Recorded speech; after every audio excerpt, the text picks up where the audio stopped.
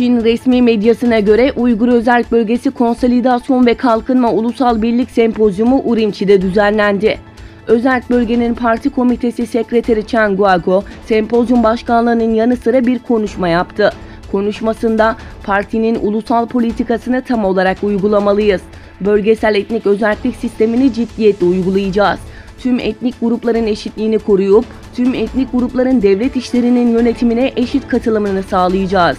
Kendi sözlü ve yazılı dillerini kullanma ve onları koruma ve saygı gösterme haklarını garanti ediyoruz. Etnik azınlıklara karşı ayrımcılık yapan ve ulusal duygulara zarar veren kelimeleri ve eylemleri kesin bir şekilde doğrulayacağız. Partinin dini inanç özgürlüğü politikasını uygulayacağız. Etnik aydınları eğitmeye özen göstereceğiz dedi.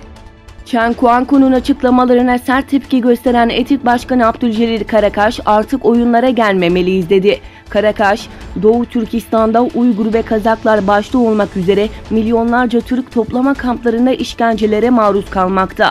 Çok sayıda din adamları ve aydın şehit edilmiş veya işkenceye maruz kalmış durumda.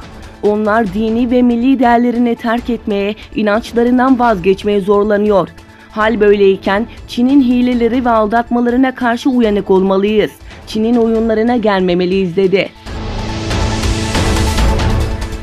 Doğu Türkistan'da Çin zulmü devam ederken diğer yandan Çin hükümeti yaptığı baskı ve tutuklamaları gizleme çabalarına devam etse de gerçekler bir bir ortaya çıkmaya devam ediyor.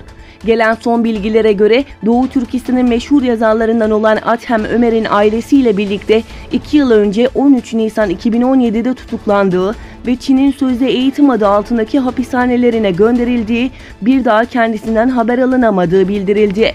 1962'de dünyaya gelen Adhem Ömer, Kendine İnan ve Uzak Ellerden Ana Yurda Selam gibi birçok esere imza atmıştı. Doğu Türkistan'da sevilen ünlü sanatçıların suçsuz yere tutuklanması uluslararası medyanın gündemi olmaya devam ediyor. Türkistan Times'ın haberine göre ünlü ses sanatçısı ve komedyen Sevirdin İmam'ın ve gençler arasında şöhret olan şarkıcı Hazreti Ali Muhammed Tursun gibi sanatçıların toplama kampında olduğu bildirildi. 2018'in başlarında kampa götürüldüğü düşünülen sanatçıların hangi suçlamalarla hapiste olduğu bilinmiyor. Amerika Birleşik Devletleri Dışişleri Bakanı Mike Pompeo, Venezuela'daki derin ekonomik ve siyasi krizden Çin ve Rusya'yı sorumlu tuttu. Çin'in Venezuela Devlet Başkanı Nicolas Maduro hükümetini maddi açıdan destekleyerek ekonomik çöküşe yardımcı olduğunu söyleyen Pompeo, ülkedeki Rus askerlerinin varlığını da apaçık provokasyon olarak niteledi. Rusya, ABD'nin orta menzilli nükleer kuvvetler anlaşmasını ihlal ettiği ve bu sebeple anlaşmadan çekilerek İskender-M füzesinin seri üretimine başladığını duyurdu. Rusya Savunma Bakan Yardımcısı Alexey, Kolomna'daki Makine Yapı Tasarım Bürosu'nun taktik füze sistemi İskender-M'in 11. Tugay'ının seri üretimine başladığını duyurdu.